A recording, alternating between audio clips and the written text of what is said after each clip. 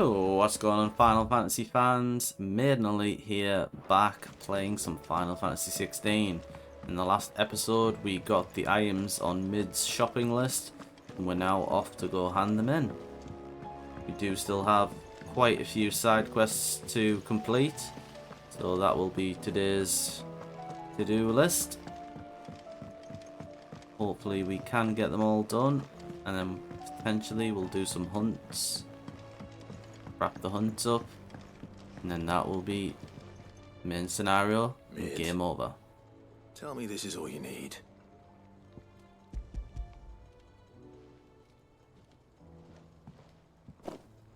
Aw, you make it sound like I asked you to save the world or something.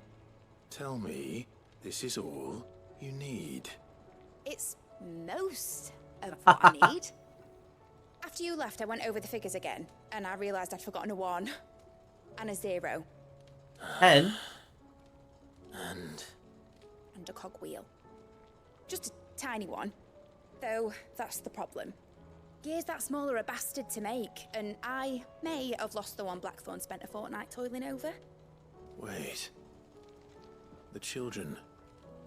When they took apart your scales, there was a tiny brass gear. Now that I think about it, they didn't use it when we put the scales back together. The young'uns? But why would the... You know what? I don't want to know. I'll keep working on the model. You go and find that cog. No, dear. This is where they've lost it. They can't remember. A monster ran away with it or something like that. Nidalee mentioned a new project yet? Sid! Is Mid still hiding from us? She wasn't hiding. She's fine. She's just busy working on her next project. A new invention? What is it? What is it? Is it an airship? Yes, I it bet is. it's an airship. Clever. Do you think she'll let us help? No. That just so happens to be why I'm here. She needs something special, something only you three can provide. A brass gear. A tiny one. One that might fit on, say, a set of scales? Oh, the one you forgot. We remember. We saved it, just in case. It's in the bag of bits.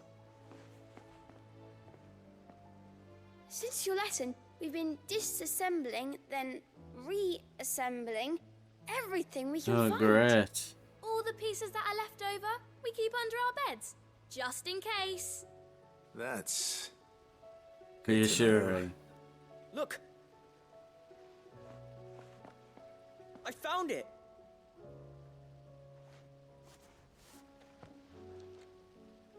Is that all? Just the gear? We have more parts if Mid needs them. That's all for now. But I'll let Mid know about your... hoard. Just in case. Thanks, Sid.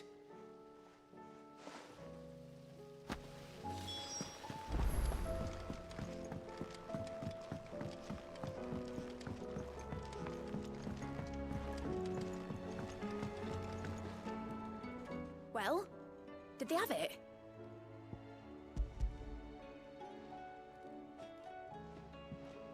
They did. And they kept it somewhere nice and safe. Will it work? Will it work? He's perfect! You're a genius, Clive. Wow, what are the Exactly what are you going to use it chances? for? Only the most important job of all. The wings aren't going to move on their own, but with the right cog in the right place, well, you just wait and see.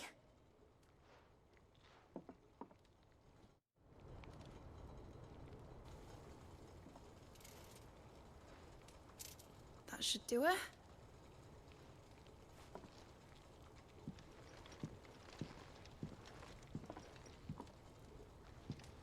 Here goes nothing.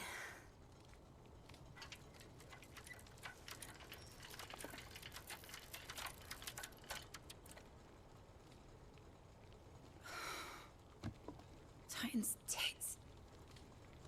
Titan's tits? It wasn't supposed to fly, was it? Of course it was supposed to fly. Wouldn't be much of an airship if it didn't. Honestly, these bloody engines are driving me mad. was so sure this would be the day she soared. The Mithril engine was made to make dreams come true. But maybe this is one dream the world's better off without. Show folk how to take flying. It won't be long till they're raining death down on each other. People will lose their homes. Children, their mums and their dads. Like I lost mine. I'm sorry. To quote Spider-Man, So am I, Clive. with great power comes So great am I. responsibility. Sorry that I have to choose. Do I follow my head? Or do I follow my heart?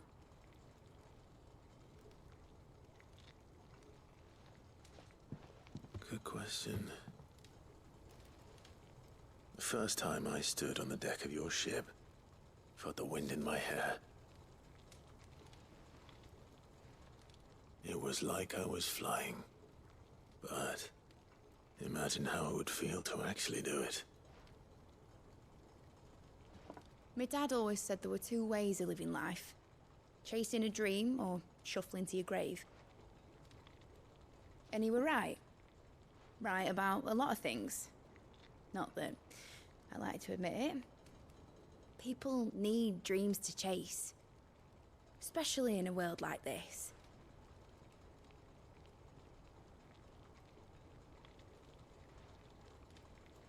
Right. When this is over, I'm gonna take all my Mithril engines to Zemeckis and sling them over the edge. I won't have my dream end up turning into someone else's nightmare. But all that hard work. All that hard work will not be used for war, Jamie. But it ain't like it'll be gone.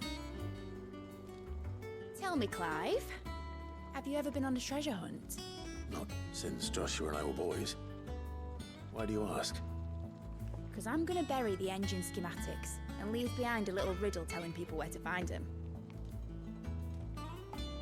A really hard one, so that only the most dedicated dreamers will ever be able to work it out.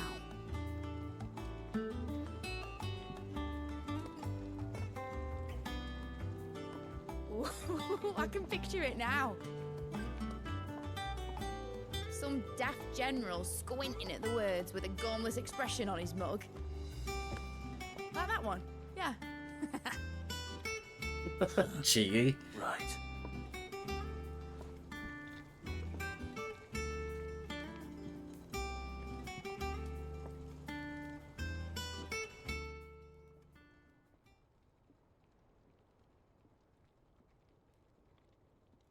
Of course, if I'm putting this engine at the end of a treasure hunt, I'll still need to make it a treasure worth hunting for. Won't be much of a prize if it couldn't even make a toy boat fly after all. My dad always said, dream big. But it ain't the size of a dream that's important, is it, Clive? Only that it's a good one. And I reckon I've got a fair few good uns left in me. I'm sure you do.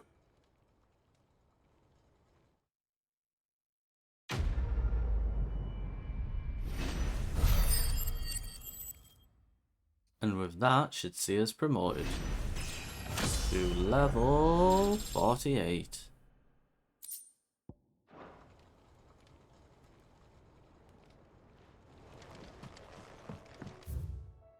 Right.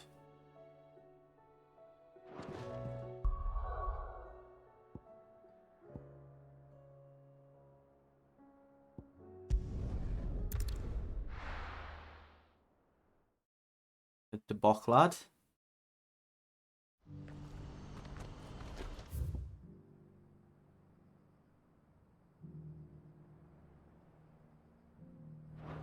Do you see that too?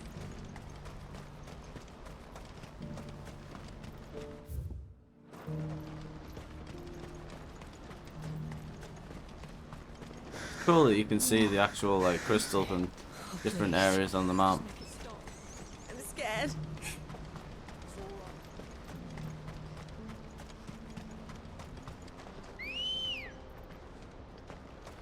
Come on.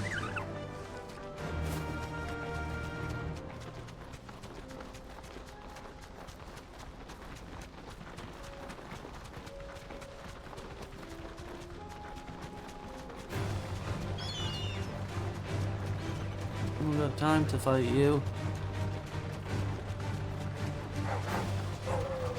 Who are you?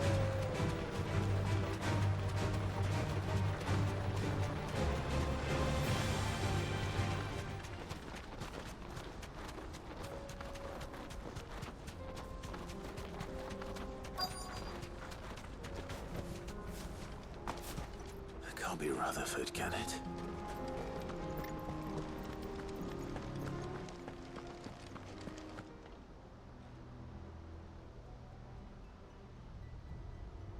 Turncoats and cowards, the lot of you! If it's a fight you want, it's a fight you shall have! Allow me. I don't need your... Please, Field Marshal, oblige him. This won't take long. You're right. It won't. Men, finish him.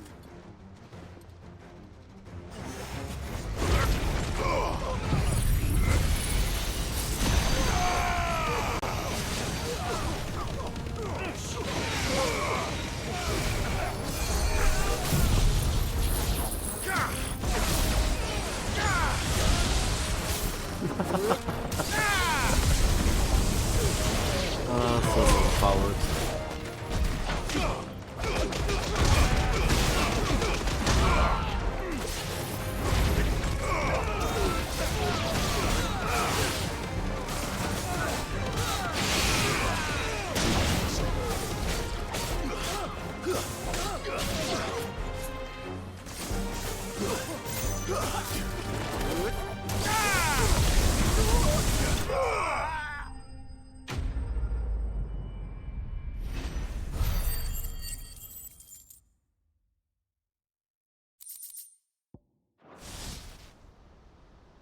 A little longer than I'd have liked.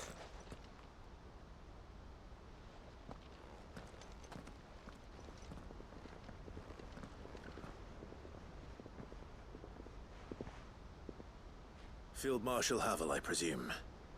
Are either of you injured? No, my lord. You arrived just as our escort turned on us. Fucking traitors! I'd heard reports of soldiers in the outlying regions abandoning the oaths they swore. But I hadn't thought the corruption had reached so close to the heart of the Republic. It's a fucking disgrace. Your interfering old bastard of an uncle tried to warn me, of course. My lord Marquis. Or is Sid the Outlaw more to your liking? Call me what you want. It doesn't change who I am, or the urgency of the message I bring. My uncle has a plan to right the realm, and he needs your help to see it through. Before I agree to anything, I'd have you answer one question. What do you stand to gain from all this?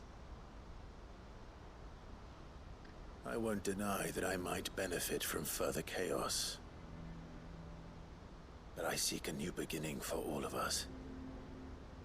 And while the choices I've made may not always have been the right ones, I know I made them for the right reasons. For so long, so many of us have been told how we could live, how we could die, when it should have been our decision all along. Now we have a chance to put things right. But in order to take it, we must stand together. Even if it be beside those with whom we don't see eye to eye.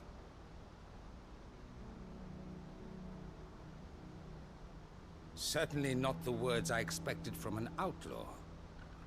But perhaps your uncle was right. You are no ordinary outlaw. No, Uncle Byron's a smart guy. I'll never hear the end of this. All right. I'll start by ordering my most trusted guard to bring the Dhalmekian fringes under control.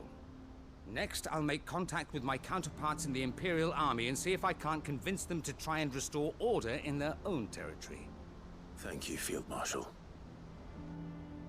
But they are not the only ones we will need to convince. What do you mean? I don't doubt that I can bully some sense into a few generals, but those they answer to require a different kind of persuasion. And when it comes to honeyed words, well, we will need an envoy. One who can court even the most stubborn of statesmen. You, perhaps? I'm flattered. But I'm no diplomat either. And I have other problems to attend to. What we need is a skilled arbitrator. And I may know just the person. Is that so? And would he happen to be an outlaw too? Of a different kind, perhaps. Well, beggars can't be choosers. I suppose we'll all have to find a little of the outlaw in ourselves if we're to make it through this. Very well. Send your man to me right away. I shall.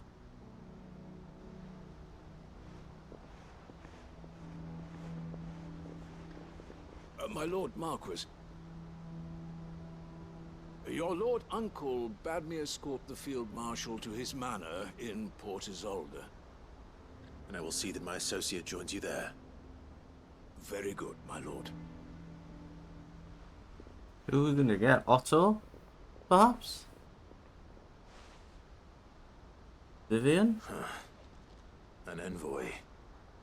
I'm not sure I'm the man to talk anyone round. I can barely convince my brother to take his medicine. No. This is a job for someone with experience. Someone like Quentin. I hope I can convince him at least. Gives him something to do.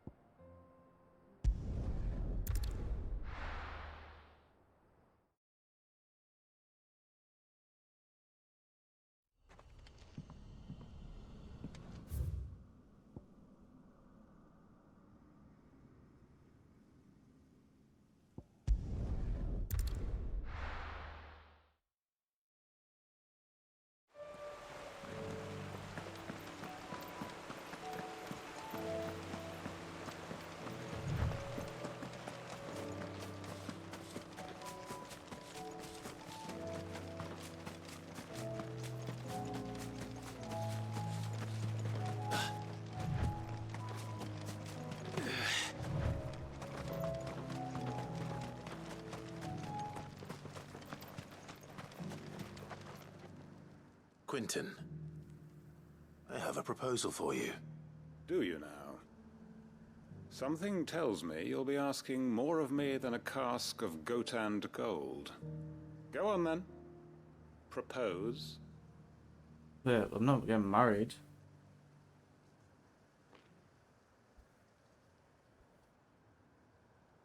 You'd have me convince the chiefs and chamberlains of the realm that they should simply swallow their pride and do the one thing that has proved impossible for thousands of years.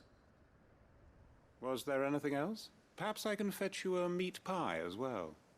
I mean, that that's a would be lot nice. to ask, but I can think of none better suited to the role. And you'd have me give up what little I have left to do it. I told you, Clive. The people of Lostwing are my family, and I cannot abandon them. You'll have to find someone else. I'm sorry to hear that. So am I. And why might that be? What he's asking. How's it any different to what you've done so far? They want you to speak for those who can't speak for themselves. That's what you do best. If it's the vineyard you're worried about, we'll see that the grapes are picked and the tons filled. You know we will. It's not that. Then what is it? You said yourself we're family. Don't you trust us? You know that's not what I'm... Go on, guilt Then trip him. what are you saying? That only Guilt we trip are worth him. saving? Why turn your back on everyone else?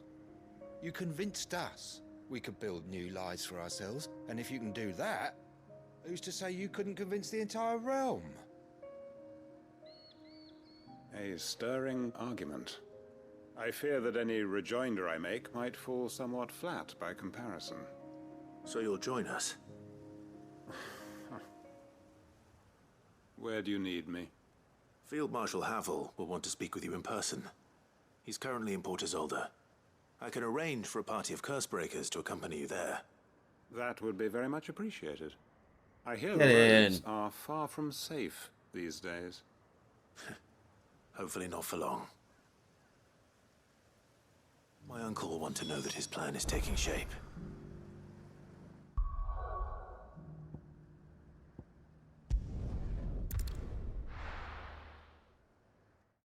So we'll go to the hideout, speak to Byron, pick up the quests that we left here. Uncle, I bring good news. The Field Marshal has agreed to your plan. Ha! Of course he has. I didn't doubt you for a moment, dear boy. Rutherford is accompanying him back to your manor in Port Isolde as we speak. They will await your return there. As will one other. One other? Who, exactly? Lord Havel was concerned that even if he could get the realm's armies to agree to an accord, he might not be as successful in convincing those with political power. He asked if I might have a solution, and I suggested a certain Imperial Lord Magistrate turned Liberator. One of your co-conspirators? Master Quinton would probably call me one of his, but yes. Another outlaw, then. Just the thing we need to put these rotten politicos in their places. Good thinking, Clive. I'm glad you approve. The more the merrier, eh? Uncle, assuming Havel and Quinton can solve our problem with the armies, you still haven't mentioned how we might manage the grain shortages. Oh, don't you worry, my boy. The 7 high houses will be seeing to that. They have all agreed to make the most generous of donations. Oh, of course, it did take a little persuasion, but luckily I had some unexpected help. From who? Why, you, my boy. Rumor has it that you rescued the Lady Ariane's head steward Rockford from a horde of bloodthirsty bandits. It was more of a handful. Well, the old battle axe was so pleased. She had a shipload of talents delivered to my private docks by the next new moon. And when the other houses saw the parsimonious old crone's purse strings finally loosen, they as good as tripped over themselves in the rush to follow suit. I'm happy to hear it. Now, I must be getting back to the manor. Join us there at your earliest convenience, would you? Of course, Uncle.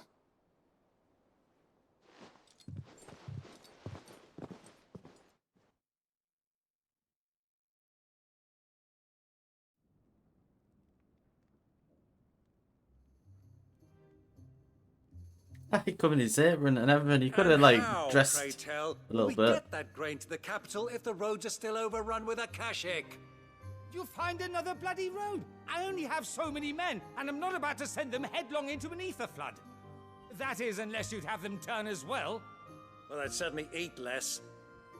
Says the man with a belly bigger than a band of curls.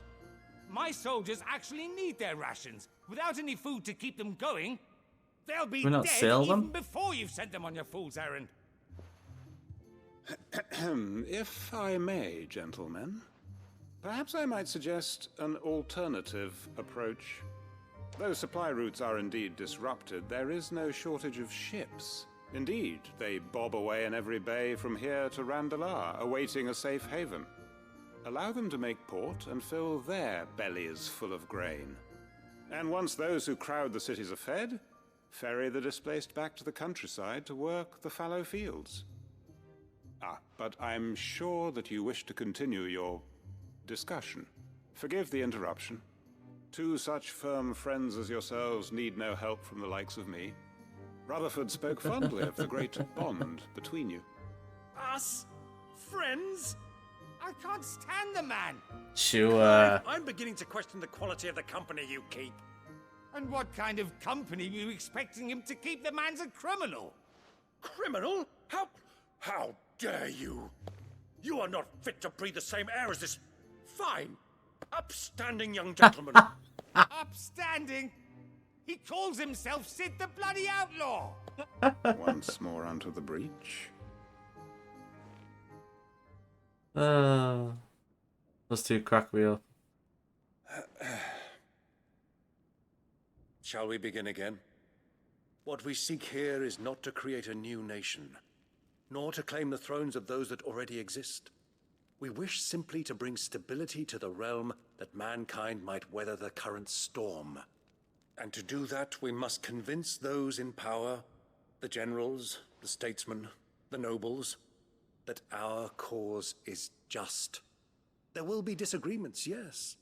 And I imagine some resistance, much resistance. But we cannot let Crease in the that deter us. tablecloth is driving me crazy. If we show them the path, show them that we walk it ourselves, then I am confident they will follow. The fate of the world lies in my nephew's hands, but the well-being of her people lies in ours. And we must not squander the chance that Clive has given us. Uncle Byron, Now, with that settled, let's move on to the signing of the Accord. For what great moment in history hasn't been accompanied by a little ceremony?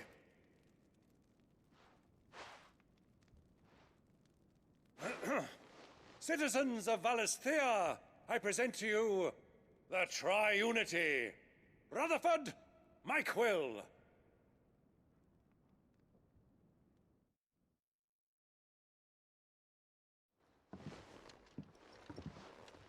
Well, my boy, the stage is set. That it is. This is the role you were born for. Now I ask only that you trust in the talents of your supporting cast. We shall play our parts to the best of our abilities, that you might have the opportunity to shine. The realm needs its Sir Crandall. And there is no better Crandall than you, Clive. I want you to keep this signed accord as proof of our faith in you. I will. Thank you, Uncle. Well, that solves that problem.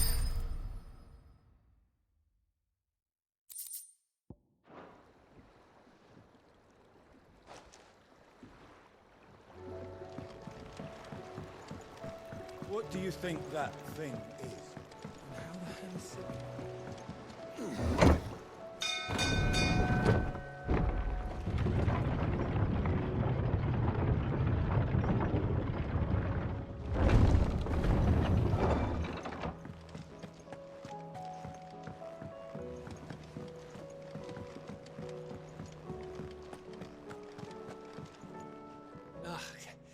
You alright? Something troubling you? No more than usual. It's just... Etta's baby will be coming soon, and I wanted to make something for it. I'm sure she'd like that. Back in the north, families would always make gifts when a bairn was on the way.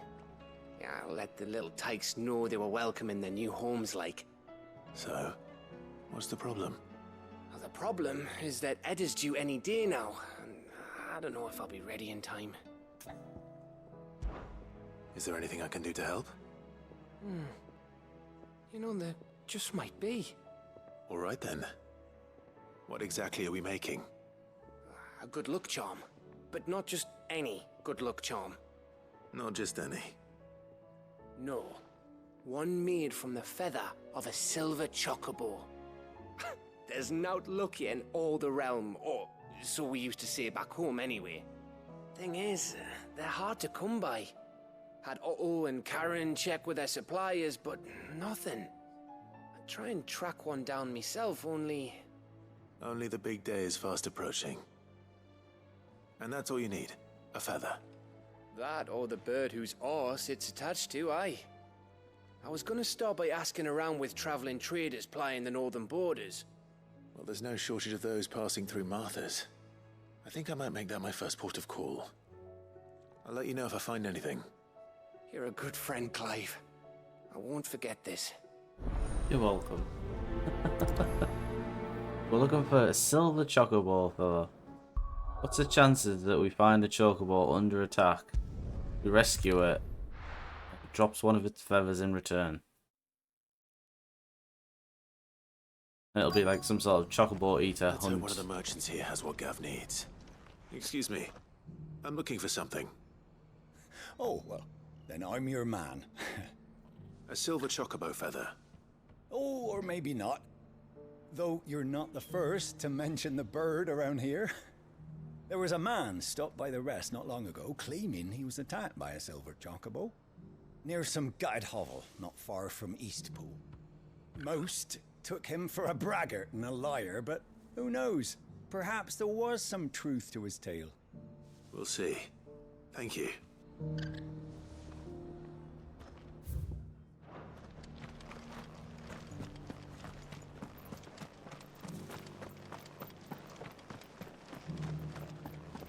Just because the heavens have gone to rack and ruin, it don't mean we have to.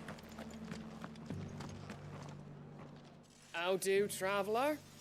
You've the look of a man who could do with a new whetstone. Or perhaps a bawdy etching of the Vicereine. Maybe another time. I'm looking for a silver chocobo feather. If that's the case, rumours are all you're likely to find. No one has seen a silver chocobo for years. Word is they were all hunted for their feathers. Some northern nonsense about bringing good luck. Didn't bring them much, nor their bows. If any are still out there, I reckon they'll be doing their damnedest not to be discovered. You're probably right. Thank you anyway. Oh, birds.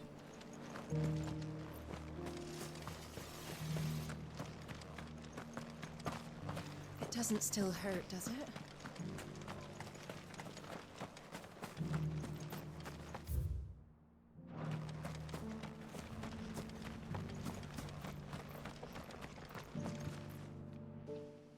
Can I help you with something?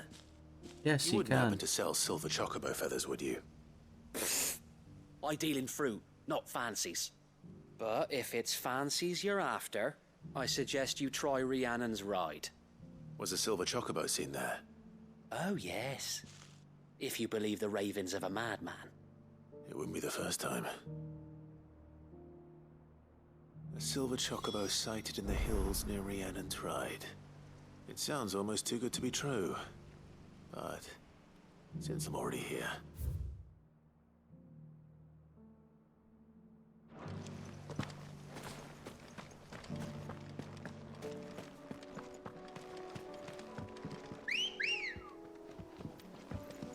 Come on. Fly I up, just passed one of Ambrosia's feathers off as silver chocobo. Can hardly make it up. Guys could be colourblind, we'll just say it's silver.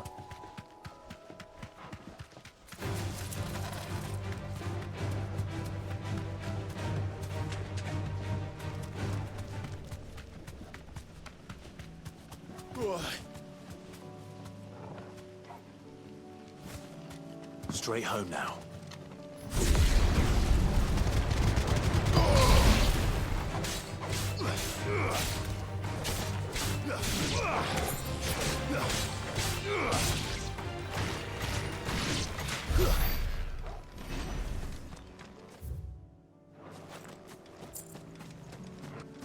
Tracks. They're not left by bandits for a change.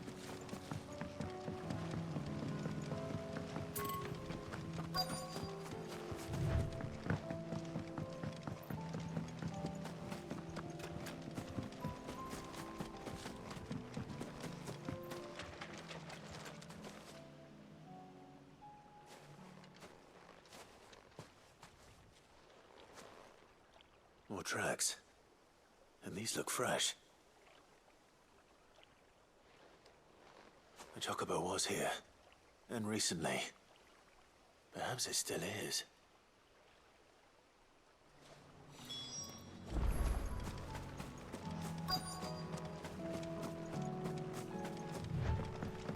I don't hear anything.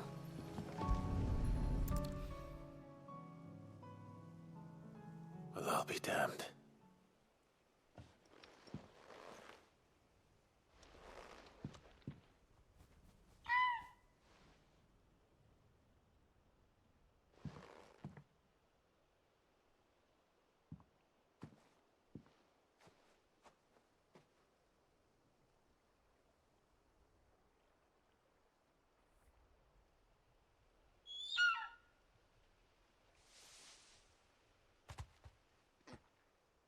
It's all right. I'm not going to hurt you. Just borrowing a feather for my friend.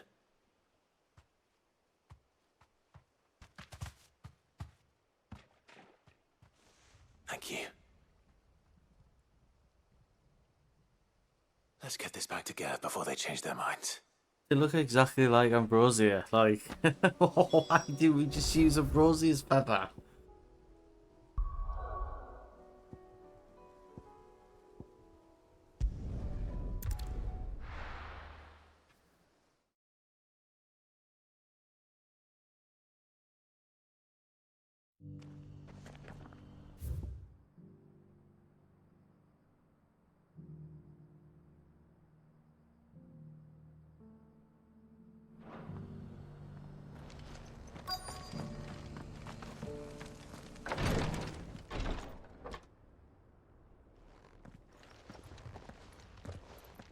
Your Grace, my lord, I trust your journey was not overly onerous. Cyril, you found a letter from Father? Yes, I have it here.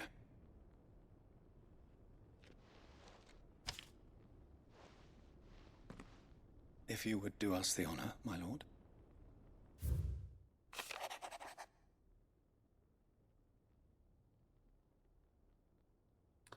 I know that I ask much of you in this coming war, but I see no other way to secure a future for our Duce and our family. Yet even should we succeed in subduing the savages and winning back Drake's breath, the threat of the Blight still looms, and only with all Rosaria striving as one might we at last overcome it. I have made plans to see us through, but such are the obstacles that stand in our way, it shall likely fall to you to continue my work. I know that you have the strength, the courage, and the will to do so. This shall be an arduous inheritance, and so I offer you another, that you might be reminded of the love and the faith that I hold for you both. Your father. An inheritance? It would seem the late Archduke penned this missive shortly before his passing. The day before we left for Phoenix Gate. What are these plans he spoke of? His plans for the duchy, Your Grace. Your father entrusted them to my predecessor, the former bearer of the Burning Quill, who entrusted them in turn to me. The complete emancipation of bearers is their stated aim. But your father's dream did not end there. His Grace also spoke of building hospices to care for those stricken by the curse, and the founding of a new university to further the development of non-magical technologies. With the Blight spreading ever more widely across the Twins, Archduke Elwyn saw this as the only means of securing Rosaria's survival. He wished to see men and bearers treated as equals. To see centuries of common wisdom overturned.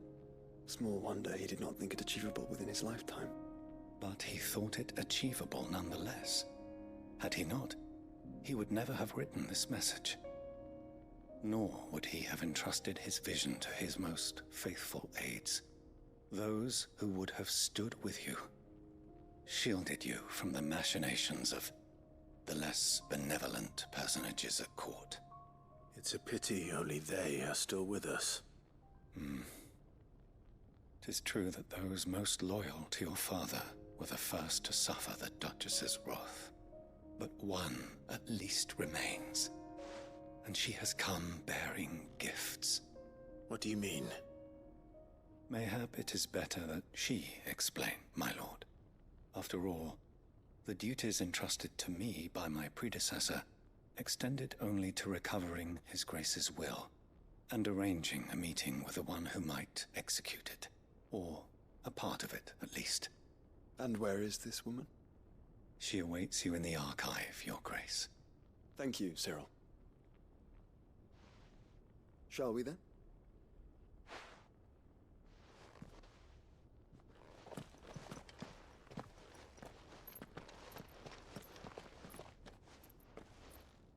Imagine having like a massive organization just there to like do your bidding.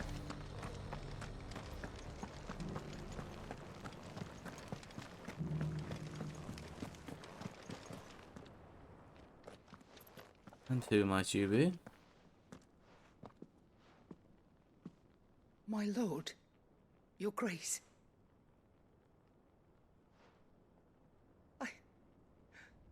I hardly recognize you. I am Goditha, retainer of House Rosfield, loyal servant to the Phoenix and his shields. Your father, the Archduke Elwyn, entrusted me with the delivery of a gift. I only hope you can forgive my tardiness in bringing it to you. Lift up your head, Lady Goditha.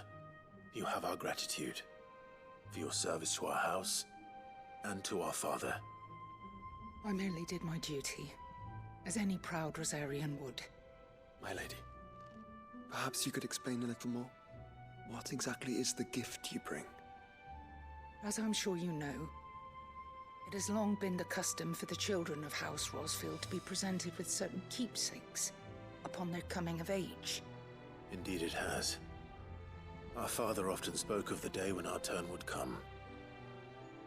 And had he lived to see it, he would have presented you with the treasures I bear. Matching armbands for you both. Alas, he did not live. Indeed, he was taken from us even before they could be completed. He had intended to claim the Heartstone with which each armband was to be finished himself, but it was not to be. And his gifts remain incomplete. I see. It saddens me to bring them before you, as they are. It was your father's wish that you be presented with the finished articles, not these works in progress. But with his grace long since gone, and the stone left unclaimed, I had little choice. You are grown men now, and his house is yours.